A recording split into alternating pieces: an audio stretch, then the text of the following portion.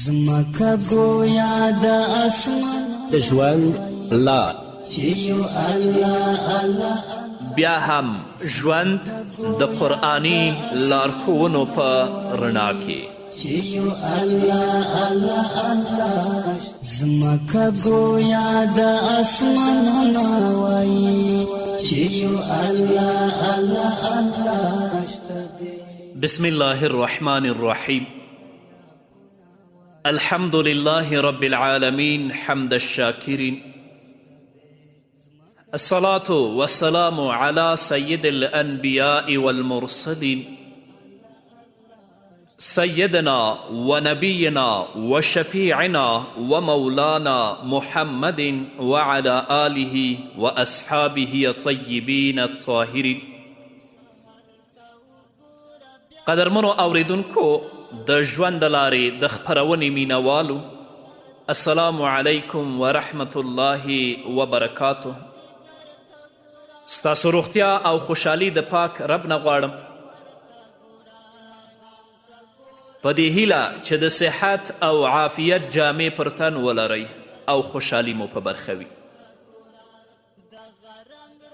دا دی زه محمد یاسین فهیم د ژوند د لارې د خپرونې په وړاندې کولو کې ستاسو په خدمت کې یم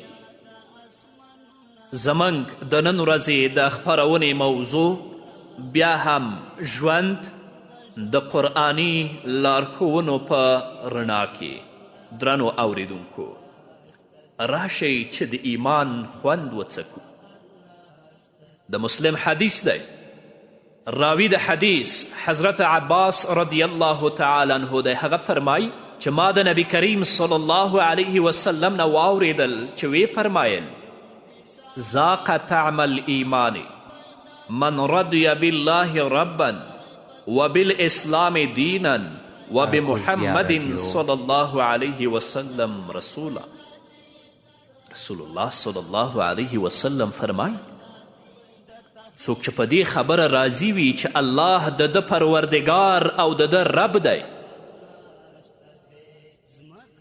او اسلام د ده دین او محمد صلی الله علیه وسلم د ده پیغمبر دی نو د ایمان خوند وڅکل څوک چې په هغه نصیب او برخه باندې چې الله ورته په نظر کې نیولي راضي او خوښ وي ښایي چې د ایمان خوند احساس کړي درنو اوریدونکو د څکلو کلمې ته ښه ځیر شئ رسول الله فرمایي ذاق طعم الایمان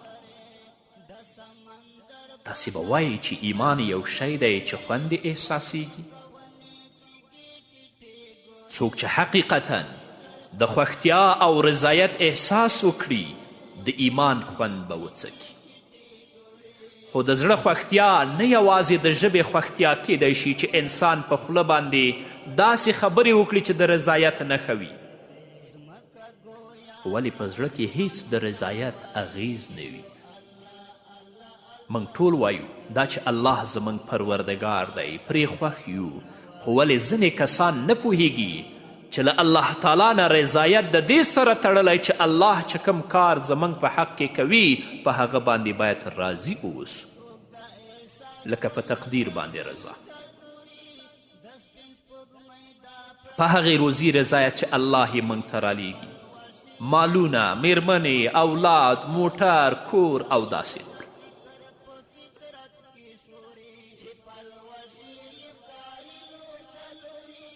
په دې باندې راضي کېدل چې الله زموږ رب دی دا ډېرې معاناګانې لري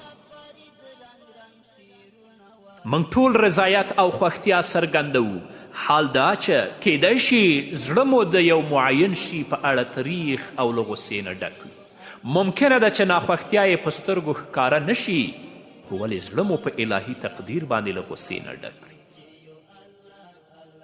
څوک چې غواړي چې د ایمان خوند وڅکي باید د الله تعالی د پروردګارتوب نه او د هغه څه نه چې الله ورته په نظر کې نیولي راضي اوسي ځکه همدا الله یې رب دی چې د ده د روزي او د ملتیا تضمین یې کړی راځئ چې د هغه شي لپاره چې ورته پیدا شوي یو کار وکړو او ترېنه غافل نشو قدسي حدیث دی نبی کریم صلی الله علیه وسلم فرمایی چې الله فرمایی ای د آدم بچیه ته مې د خپل ځان لپاره پیدا کړی او دنیا مې ستا په خاطر پیدا کړه نو هغه شی چې ستا لپاره پیدا شوی تا له هغه څه نه مصروفه نه کړي چې ته ورته پیدا شوی. نو درنو اوریدونکو ورونو او خویندو که چیرې تاسو د رضایت او د خوښتیا احساس وکړه او خپل ټولې چارې مو الله ته وسپارلې ښایي چې عجیبه آرامتیا او راحت احساس کړئ. بیا به په تیر شوي پسې غم نه کوئ او د راتلونکي نه به ویره او اندېښنه نه لرئ. دا د دنیا جنت دی. شیخ الاسلام علامه ابن تیمیه رحمه الله فرمای له الله نه خوښتیا د الله ستره دروازه ده. د عبادت کوونکو استراحت ځای او د دنیا جنت دی. څوک چې په دنیا کې ورته ورداخل نشي په آخرت کې به یې ونه څکي.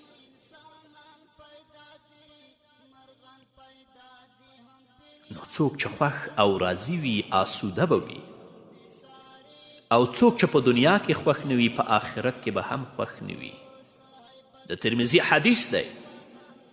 راوی د حدیث حضرت ثوبان رضی الله تعالی عنه دی. هغه فرمای چې نبی کریم صلی الله علیه وسلم وفرمیل من قال حین یمسی رضیت بالله ربا وبالاسلام دینا وبمحمد صلی الله علیه وسلم نبیا کان حقا علی الله ان یرضیه. نبی کریم صلی الله علیه وسلم فرمای څوک چې هر ماښام ووایي خوښ یم چې الله مې پروردگار دی، اسلام مې دین دی او محمد صلی الله علیه وسلم مې رسول دی، الله به یې حتما راضي او خوښ کړي. ګرانه وروره او درنې خورې دا خو ماښام ویلی شي چې رضیت بالله ربا وبالاسلام دینا وبمحمد صلی الله علیه وسلم نبیا. دا خو ویلی شي. ابو داود له ابو سلام نه نقل کوي چې یو ځل ابو سلام د حمص له جماعت سره د یو داسې کس له څنګ سره تیرېده چې خلکو یې په اړه ویل دا د نبي کریم صلی الله علیه وسلم خدمتګار دی. ابو سلام د هغه کس څنګ ته ورغی او ورته ویلي یو داسې حدیث راته بیان کړه چې د نبي کریم صلی الله علیه وسلم څخه دې پخپله اورېدلی وي. هغه ورته وفرمیل له نبی کریم صلی الله علیه وسلم نه مې اورېدلي چې فرمایلي من قال اذا اصبح و اذا امس رضینا بالله ربا وبالاسلام دینا وبمحمد صلی الله علیه وسلم رسولا الا كان حقا علی الله ان یرضیه. د ابو داود حدیث دی. څوک چې سهار او ماښام ووایي خوښ یو چې الله زموږ رب دی، اسلام مو دین دی او محمد صلی الله علیه وسلم مو رسول دی، د دې سړي حق دی چې الله به یې راضي کوي. نو ګرانه وروره او درنې خورې دا خو کولی شي چې سهار ووایي رضیت بالله ربا وبالاسلام دینا وبمحمد صلی الله علیه وسلم نبیا. کولی شي چې ماښام یې ووایي دا د خپل د ژبې ورد وګرځوه چې الله درنه راضي شي او الله دې خوښ کړي. همدارنګه د مسلم حدیث دی. راوی د حدیث حضرت سعد بن ابي وقاص رضی الله تعالی عنه دی. هغه فرمایی چې نبی کریم صلی الله علیه وسلم وفرمایل من قال حین یسمع المؤذن اشهد ان لا اله الا الله وحده لا شريك له وان محمدا عبده ورسوله رضيت بالله ربا وبمحمد رسولا وبالاسلام دينا غفر له ذنبه. نبی کریم صلی الله علیه وسلم فرمای څوک چې د اذان د اوریدو پر مهال ووایي ګواهي ورکوم چې له الله نه پرته بل معبود نشته، یو دی شریک نه لري، په دې خوښ یم چې الله مې رب دی، محمد صلی الله علیه وسلم مې رسول دی او اسلام مې دین دی، ګناهونه به ورته وبخښل شي. څومره د مغفرت او د بخښنې آسانه لارې، خو افسوس چې موږ ترې غافل یو. نو ګرانه وروره او درنې خورې، چې کله اذان اورې ووایه اشهد ان لا اله الا الله وحده لا شریک له واشهد ان محمدا عبده ورسوله رضیت بالله ربا وبالاسلام دینا وبمحمد صلی الله علیه وسلم رسولا. دا خو ویلی شي. کاش چې موږ سهار او ماښام او د اذان پر مهال دا دعا له یاده ونه باسو. دا ذکر د هغه کس لپاره چې زړه د قضا او قدر نه مړ دی ښه دوا ده. یا هغه کس چې رضایت یې نیمګړی دی، غصې او زړه تنګي یې رضایت ور خراب کړی، دا دعا ورته د واکسین په څیر ده چې هره ورځ سهار او ماښام د اذان پر مهال دومره زیاته تکراریږي چې زړه ته هم حقیقتا خوښتیا ورغورځوي، د ایمان خوند محسوسوي او الله ورنه راضي کیږي. کاشکې موږ ټول دا حدیث ولیکو او په هغه ځای کې چې اکثره پکې اوسیږو هلته یې ولګو، تر څو یې هره ورځ او هره لحظه خپل زړه ته راوړو او له الله نه زموږ رضایت زیات شي او د الله رضایت هم له موږ نه لا زیات شي. کاش چې دا ذکر زموږ په زړونو کې ځای ونیسي، تر څو یې تکرار کړو او د ژوند په هره لحظه کې په یاد ولرو. 5 وخته په ورځ کې د اذان پر مهال، 3 ځله سهار او 3 ځله ماښام، چې ټول 11 ځله په ورځ کې برابریږي، تر څو خپل ځانونه په رضایت او خوښتیا باندې عادت کړو، ځکه رضایت د الله لور ته یوه غټه دروازه ده. نبی کریم صلی الله علیه وسلم به داسې دعا کوله، د نسایي حدیث دی: پروردګار ستا د علم غیب او په پیدایښت باندې د قدرت په وجه ما ژوندی وساته. اللهم بعلمك الغيب وقدرتك على الخلق أحيني ما علمت الحياة خيرا لي وتوفني إذا علمت الوفاة خيرا لي. پروردگاره ستا د علم غیب او په پیدایښت باندې د قدرت په وجه ما ژوندی وساته که چیرې ته پوهېدې چې ژوند زما لپاره غوره دی، او مړ مې کړه که چیرې ته پوهېدې چې مرګ زما لپاره غوره دی. الله خو ښه پوهېږي. وأسألك خشيتك في الغيب والشهادة وكلمة الإخلاص في الرضاء والغضب. او ما ته په پټه او ښکاره کې ستا نه ویره را په برخه کړه، د اخلاص کلمه په غصه او رضا دواړو کې را په برخه کړي. وأسألك نعيما لا ينفض وقرة عين لا تنقطع. داسې نعمت راکړې چې نه ختمیږي، د سترګو یخوالی چې مدام وي. وأسألك الرضاء بالقضاء وبرد العيش بعد الموت ولذة النظر إلى وجهك والشوق إلى لقائك. او په قضا باندې رضا را په برخه کړي، له مرګ نه وروسته ښه خوږ ژوند راکړي، ستا مخ ته د کتلو او ستا ملاقات ته د شوق لرلو لذت راکړي. وأعوذ بك من ضراء مضرة وفتنة مضلة. اللهم زينا بزينة الإيمان واجعلنا هداة مهتدين. پروردگاره د هر ضرري مصیبت او گمراه کوونکي فتنې نه ستا لور ته پناه درلو. پروردگاره موږ د ایمان په ښایسته ولره او د هدایت کړو شو نه مو وګرځوه. واجعلنا هداة مهتدين. د نبی کریم صلی الله علیه وسلم په دې وینا کې دې خبرې ته ځیر شه چې رسول الله فرمایي او په قضا باندې رضا را په برخه کړي. واسألک الرضاء بالقضاء. رسول الله صلی الله علیه وسلم د خپل رب نه غواړي چې په خپله قضا باندې راضي او خوښ کړي. نو د هغه شي په انتظار باندې مو اوسېږه چې الله درته تأخیر کړي، او هغه چې الله درته په برخه کړي له هغه نه مه غمژن کیږه، بس د الله په فیصله باندې راضي اوسه. رب العزت دې موږ ته د نیکو اعمالو توفیق راکړي.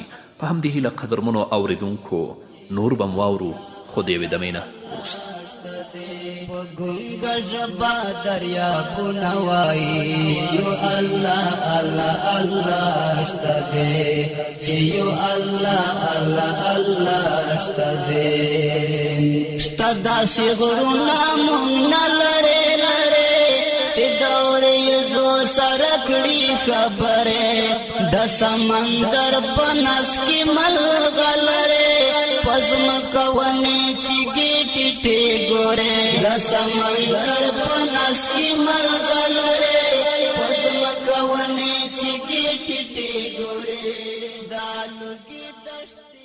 قدرمنو اوریدونکو بیا هم زموږ سلامونه ومنئ. داسې مه وایه چې کاش چې مې داسې نه وی کړي، کاش چې داسې نه وی شوي. الله په خپل حکم او قضاوت کې مه متهموه. د مسند احمد حدیث دی. علی بن رباح فرمایي چې له عباده بن صامت رضی الله تعالی عنه نه مې واورېدل چې فرمایلی یو کس نبی کریم صلی الله علیه وسلم ته راغی او وی فرمایل ای د الله رسوله کم کار ډیر غوره دی؟ رسول الله صلی الله علیه وسلم ورته وفرمیل الایمان بالله وتصدیق به وجهاد فی سبیله. په الله ایمان راوړل او تصدیق کول او په لاره کې جهاد کول. هغه کس ویلې له دې نه اسانه لاره غواړم ای د الله رسوله. رسول الله صلی الله علیه وسلم ورته وفرمیل لا تتهم الله تبارک وتعالی فی شیء قضى لك به. الله په هغه پریکړه کې مه متهموه چې ستا په اړه یې کړې.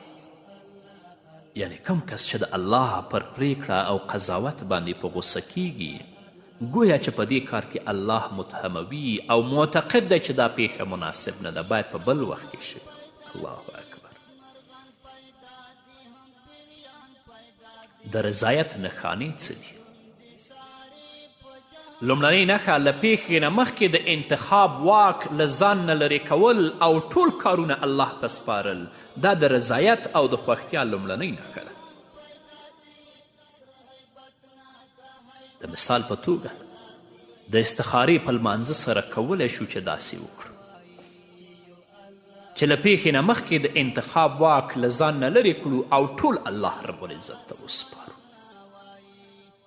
دوهمه نښانه د الله د حکم او قضا په ذریعې سره چې کوم احساس د بدي رامنځته کیږي د الله په حمد او ثنا سره یې له منځ نه وړي. ډیری کسان دي چې کله په کور کې مصیبت راشي دا خو د الله فیصله د الله قضا، خو د خوښتیا او د رضایت نښه دا ده چې دا کم احساس د بدی کوي د الله حمد او ثنا بیانوي تر څو دا له منځه ویسي. دریمه نښانه په کړاو او مصیبت باندې د اخته کېدو پر مهال په زړه کې د الله تعالی سره مستمره مینه درلوده. دا د رضایت نښانه ده. ځینې خلک به ویني چې د مصیبت پر مهال بې صبره او کمزوري وي، د الله تعالی د عبادت په مقابل کې تنبل وي. د دې وجه دا ده چې د دوی په زړونو کې د الله مینه کمه شوې ده. کیدای شي ووایي زه ډېر عبادت کولو سره سره بیا هم په دې مصیبت اخته شوم، او کیدای شي چې د مصیبت پر مهال بیخي له عبادت نه لاس په سر شي چې دا کار العیاذ بالله د الله د ناخوښتیا او په غوسه کېدلو نښانه ګرځي، او دا کار د ناپوهي نه رامنځته کیږي. دا خبرې موږ د ډېرو خولو نه اورېدلي دي چې آیا الله العیاذ بالله یوازې زه لیدلی یم، دا مصیبت یوازې په ما باندې راځي؟ الله اکبر. دا د الله تقدیر او د الله قضا او فیصله نه ده. د نبی کریم صلی الله علیه وسلم دا حدیث مون دی اوریدلی، د مسند احمد حدیث دی. فرمای مصعب بن سعد له خپل پلار نه روایت کوي، پلار یې وایي چې ما نبی کریم صلی الله علیه وسلم نه پوښتنه وکړه ای الناس اشد بلاء، ای د الله رسوله کم خلک ډیر په مصیبتونو کې اخته کیږي؟ نبی کریم صلی الله علیه وسلم فرمایل الانبیاء، انبیا علیهم الصلاة والسلام. د ټولو نه ډیر زیات پیغمبران په ازمیښت کې اخته کیږي. ثم الامثل فالامثل. بیا د ټولو نه غوره بیا ورپسې نور غوره. نبی کریم صلی الله علیه وسلم فرمای یبتلى العبد على حسب دینه فإن كان في دینه صلبا اشتد بلاء وإن كان في دینه رق ابتلي على حسب دینه. رسول الله صلی الله علیه وسلم فرمایی هر کس د خپل دین په اندازه ازمویل کیږي. که دین محکم وي ازمیخ به هم سخت وي، او که په دین کې نرمی وي د خپل دین په اندازه به ازمیښت پرې کیږي. و ان کان فی دینه رقة ابتلی علی حسب دینه. په پای کې فرمایي فما یبرح البلاء بالعبد حتی یترکه یمشی علی الارض وما علیه من خطیئة.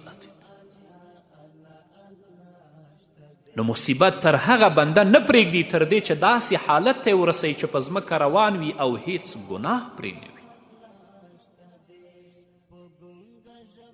که مصیبت چې په تا باندې راځي صبر وکړه، الله ته دې لاسونه پورته کړه.